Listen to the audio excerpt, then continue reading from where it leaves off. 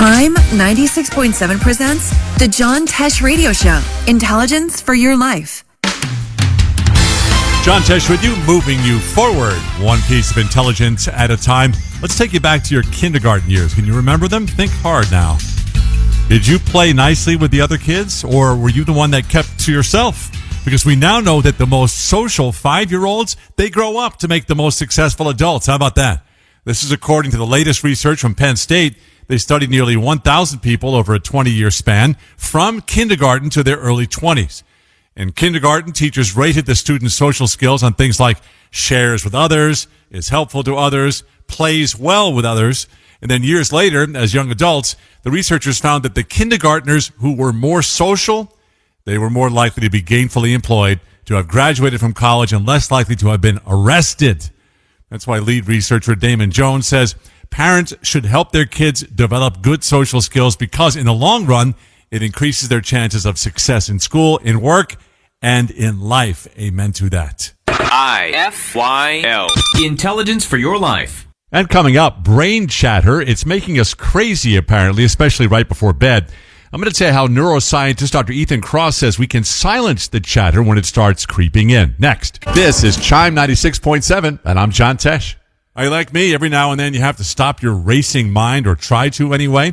Here we go with a solution, because as you probably have experienced, sometimes your thoughts can get stuck in a loop that keeps you awake at night, last night, or sends you down a path of worry and self-doubt. So how do you silence the unhelpful brain chatter? Well, neuroscientist Dr. Ethan Cross is the author of the book Chatter, The Voice in Our Head, Why It Matters and How to Harness It. Dr. Cross recommends a technique called distanced self-talk, where you simply talk to yourself as if you're talking to a friend. So, for example, instead of thinking, I really messed up, what am I going to do? Try thinking, she messed up, and I'm confident she can fix things. It sounds goofy, but it works. You can also think about things from another person's perspective.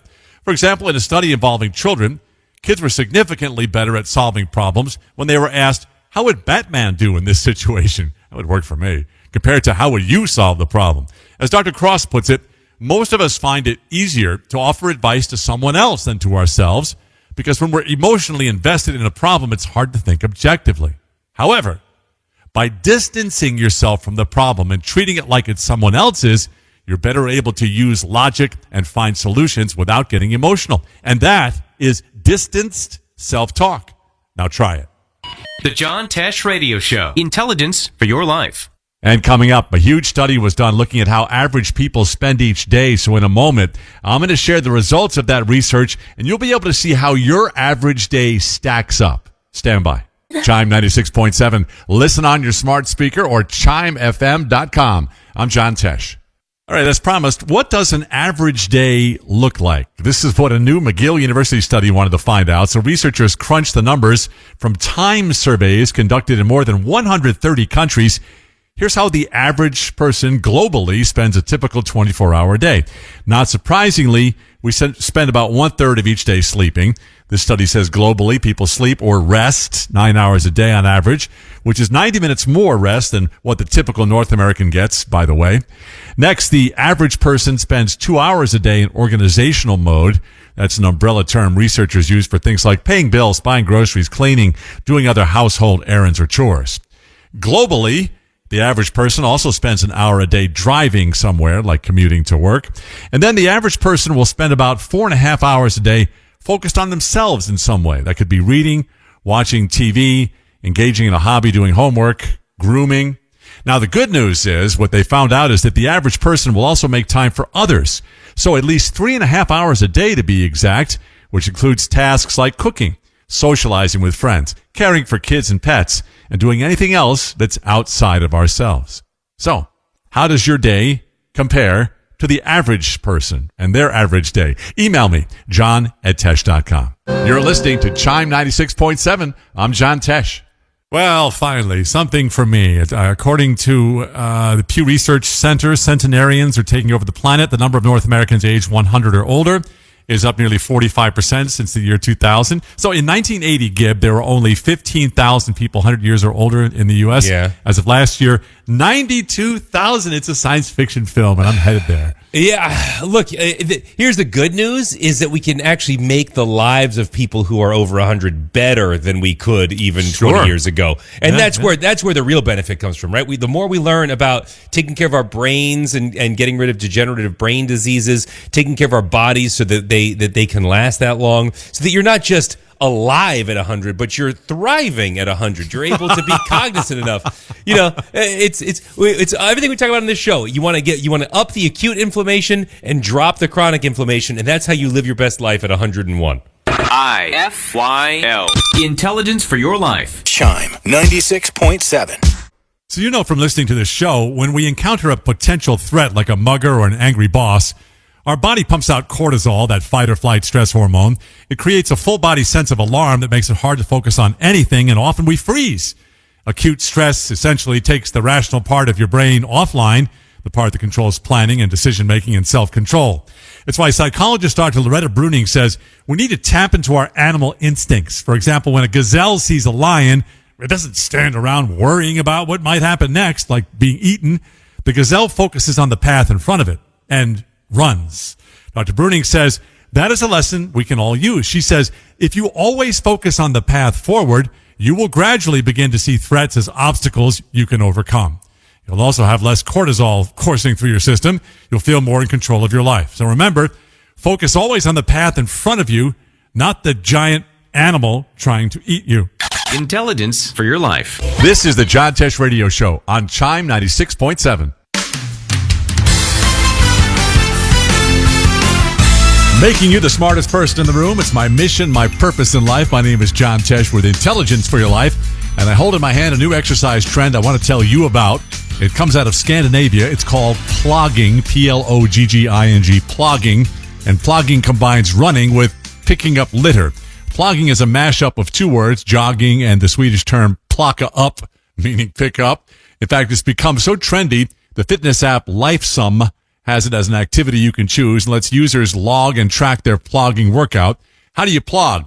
You go for a typical run, you carry a plastic bag with you, and along the way you work in some squatting or lunging to collect trash. Get it? According to Lifesum, a typical user will burn roughly 300 calories in 30 minutes of plogging. And Lifesum has also teamed up with the nonprofit Keep America Beautiful to provide an online resource for ploggers who want to log the litter they've collected in the States. Want to see it in action? There are plenty of plogging photos on Instagram, and I bet you can also go pliking, picking up trash while hiking, or ploling, picking up trash while strolling. The options are endless. Intelligence for your life. Facebook.com/John Tesh. And coming up on the money front, if you want to stick to a budget and save money, both of those things can be accomplished with one new technique. It's called cash stuffing, and I'll explain it next. Chime 96.7, I'm John Tesh. Thanks for having us on. All right, my intelligent people, on the money front, if you want to stick to a budget and save money, both of those things can be accomplished with this one technique I'm going to share with you. It's going viral also. It's the cash stuffing trend. It has nearly 400 million views on TikTok. All you need is some cold hard cash and a set of envelopes. You're going to love this. Now, you start by dividing up your envelopes into categories and labeling them. For example, date night, rent, utilities, vacation, and so on. Then you divide up your cash into the respective category or envelope it's allocated for. That's it. You're just putting cash in envelopes. Why is this a big deal? Well, credit cards and payment apps, they always raise the risk of overspending because they're so fast and easy. It doesn't seem like you're spending real money, monopoly money. But according to researchers at Carnegie Mellon, Stanford, and MIT, when we use cash money, we actually feel psychological pain. They've seen this in brain scans. It's a fact that we spend less frivolously when we pay with cash. Also, when you pay with cash, you can only spend what you actually have. There you go. That's the cash stuffing trend. There's always room for improvement. The John Tesh Radio Show. Intelligence for your life. And coming up, years of research tells us that cold weather puts extra pressure on our heart. So in a moment, I'm going to give you tips to protect yourself or a loved one from having a heart attack when the weather is so cold. Important piece from our health and wellness files. Please share this with your parents, grandma, and grandpa. When the temperature plummets, you should know this. Cold weather puts extra pressure on your heart. So take care of yourself when the weather is freezing with these two tips. First, make sure you bundle up in layers when you're going outside because cold temperatures make our arteries constrict as a way to preserve heat. But when our arteries tighten up, it causes blood pressure to go up and increases the risk of a heart attack. And the risk is even higher if you're doing something strenuous in cold weather, of course, like, shoveling snow. And then even though you may not feel thirsty, you got to stay hydrated. In cold weather, our thirst response is diminished by up to 40%. It's a big number. But if your fluid levels do drop, your blood volume does too. What does that do? It makes your heart work harder. Your blood also becomes stickier when you're dehydrated, making it more likely to clot. So keep sipping liquids to stay hydrated when it's cold, even if you don't feel thirsty. Intelligence for your life.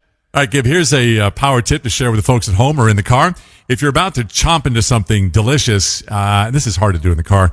You're supposed to cut it up first, whether it's a bagel or a slice of pizza. What? Yep. You'll eat less, according to the University of Arizona. Researchers found that the optical illusion of seeing the food in pieces makes us feel like there's more to eat than just seeing one big piece. You can take it another step further. But first of all, our lizard brains are really dumb. They see a lot of things. They go, well, I could have 6 things or I could have one thing. Never mind that the 6 things add up to be exactly the same as the one thing. Right. But the other thing, if you spread it around on your plate a little bit, now it looks like you're eating a larger volume than you otherwise were. There's all kinds of ways you can trick yourself into it. It also forces you to slow down because you can't just, you have to take one bite at a time, which is also going to allow your brain to know that it's been satiated. You'll feel fuller, yeah. Yeah, you're going to be satiated more quickly that way. So there's a lot of reasons why it's a win. IFYL. Intelligence for your life. Here's a quick power tip from researchers at the Cleveland Clinic. You'll like this. If you're exhausted, if someone asks, how are you doing? I want you to lie and say, I am great. The researchers found that you can actually trick your brain into thinking you do feel great and rested. It is called placebo sleep. And just like taking a fake placebo pill fools us into feeling better, placebo sleep is so effective, it'll help you power through the day even when you're short on sleep. All right, intelligent people, if there's a loofah in your shower, germ experts pretty much want to break into your home and throw it in the fire. The loofah is now a germaphobe's nightmare. Here's how bad it is, according to dermatologist Dr. Dendi Engelman. She says, with every use, you're transferring the bacteria from your skin to the loofah. And because the scrubber has so many nooks and crannies, your dead skin cells get trapped, and then bacteria starts multiplying, thanks to the moisture and the lack of air circulation. This means every time you scrub with your loofah, you're just spreading around the bacteria you washed off yesterday. Plus, scrubbing too hard can literally make tiny scratches in your skin, forcing the bacteria through the wounds, which can make you sick or give you an infection. Wow, this is fun. Let's get a loofah right now. If you can't give up your loofah, experts say make sure you use a natural one and sanitize it the same way you would your kitchen sponge. We've given that tip before. Zap the loofah in the microwave while it's wet for 20 seconds once a day. Intelligence for your life. It's free, you know. Chime 96.7. Chime 96.7. It's the John Tesh Radio Show. Wouldn't it be amazing if you could just think about working out and magically get fit? John Tesh with you. Let's examine this. Apparently, you can do this. A study conducted by exercise scientist Dr. Tony Kaye from the University of Northampton proves that it's possible to think yourself fit. The technique is called mental or motor imagery and could actually make muscles stronger without picking up a single weight. For the study, participants started out by having their leg muscle strength measured. Then they were told to spend 15 minutes a day imagining themselves doing 50 reps on a leg press weight machine. After 1 month, the study subjects showed an 8% improvement in leg strength on average. How did this happen? Basically, the study group was so focused on muscle movement that when it came time to have their leg strength measured again, they mentally activated a larger percentage of the muscle. That produced more force, and they became stronger during the test. Again, from exercise scientist Dr. Tony Kaye from the University of Northampton, it's possible to think yourself fit, although I'm still doing my squats and pull-ups. Thank you. Intelligence for your life. Coming up, are you headed for a tough workout? I'll share the fruit and vegetable superfoods that nutritionists recommend we eat before and after exercise. These are the superfoods that will reduce muscle soreness and speed up your recovery. It's next. Are you headed for a tough workout soon? You can recover faster and reduce muscle soreness by noshing on health-boosting superfood fruits or vegetables before or afterwards. In the before exercise column, peaches. They're packed with the mineral potassium, which is crucial for optimal hydration, and we sweat out potassium when we exercise for more than an hour or in intensely hot conditions. So eat a peach 30 minutes before your workout. See how you feel. Also, you can eat beets before your workout. Registered dietitian Chrissy Carroll says beets are packed with dietary nitrates, a compound that boosts the flow of oxygen to the muscles. And many studies have linked consumption of beet juice before exercise with increased performance. Get one of those beet juice smoothie things. And then after exercise, here's what to eat. Here's what to eat to boost recovery. First, blueberries or cherries. Yeah, I have blueberries all the time. Blueberries and sweet Bing cherries contain tons of antioxidants that fight the inflammation linked to type 2 diabetes, heart disease, even cancer. But tart cherries or sour cherries are the true superfood because they've been shown to reduce the oxidative damage from strength training and reduce post-workout muscle soreness. Yeah, tart cherries or tart cherry juice. IFYL. Intelligence for your life. Coming up, I have a conversation starter for you. Have you ever found yourself humming along to the music playing in the grocery store? I'm sure you're not surprised that stores choose their music carefully to get us to spend more money. So in a moment, we'll get into the science of music selection. The John Tesh Radio Show. On Chime 96.7. As I mentioned, this will be a conversation starter for you, especially next time you're in the supermarket. Next time you're humming along to the music in the grocery store, notice whether the songs are fast or slow. Because the slow songs, they get us to spend more money. This is according to Western Kentucky University professor Ronald Milliman, who specializes in marketing atmospherics. He says music that's slower than the human heartbeat literally gets us to relax and slow down. And when we move more slowly, we tend to stay in stores longer, examining our options. The result is, we spend more money. In fact, in one study, on the days a grocery store played slow tempo music, sales jumped by nearly 40%. But on the days that the music was louder and faster, people left the store sooner. They made fewer impulse buys and spent less overall. Another finding, songs that are slow tempo and in a minor key, which makes songs sound sadder overall, made shoppers slow down even more and increase sales by another 12%. So how do you avoid overspending at the grocery store, regardless of what music they'll play? Well, you could stuff some cotton in your ears, but that would be weird. So Professor Milliman says, always shop with a list. And then you'll be impervious to the music. And if something's not on the list or isn't necessary for the week ahead, you put it back on the shelf. The John Tesh Radio Show on Chime 96.7, Kitchener's Christmas music station. From our dating and relationship files, John Tesh with Gib Gerard now. And gentlemen, if you fall in love with a woman, make sure you fall in love with her dog. I had this problem. I dated a girl in Nashville for a while. She had a Chihuahua. And I felt like I needed therapy to like the Chihuahua. But anyway, according to psychologist Kristen Capuzzo from the University of Houston, she questioned thousands of couples about their pets and relationships. And she found women who own dogs were happiest when their boyfriend showed affection to the dog. I mean, of course. Yeah. Yes, go ahead. Look, people are delaying starting families later and later. They are dating and marrying later into life than we ever have in recorded in modern history. So because of that, one of the ways that we connect with people is around our pets. You may not have a child, but you have a dog or a cat or whatever. Or maybe you choose to never have a child and you have pets instead, or none at all. So if you're dating later in life and you have this dog that is a member of your family, it is part of the unit that you go around with, whoever you're dating is going to have to like that. In the same way, if you're single and have children, whoever you're dating is going to have to like the kids. It's the same basic concept. It's fundamental to the compatibility of the relationship. Of course. Unless it's a giant dog. I have a friend who was dating a girl, and she had one of those like Oxfarian beast dogs. Yes. That's probably not the name of it. Don't marry an Oxfarian beast dog person if you're not an Oxfarian beast dog person yourself. It's never going to work. I know I made that up. I can't remember what it was. It was some sort of nefarious Rhodesian Ridgeback? That's it.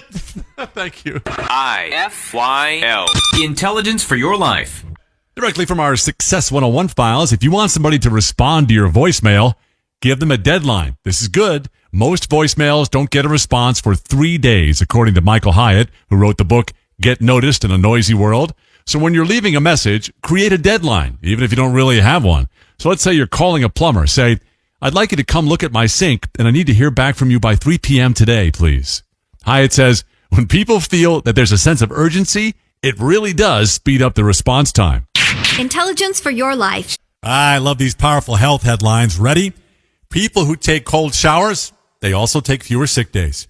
And you only need to blast yourself with cold water for 30 seconds to reap those benefits. This comes from the journal PLOS ONE. Cold showers, as it turns out, activate the sympathetic nervous system, increasing endorphins and adrenaline, which is why previous studies have found that people may be less likely to experience depressive symptoms after a good old cold shower. And when the body releases more adrenaline, it prompts the immune system to produce more anti-inflammatory substances. So how cold does the shower need to be effective? 50 degrees is cold enough, and you only need to endure it for 30 seconds a day. Come on, we can do that. Intelligence for your life.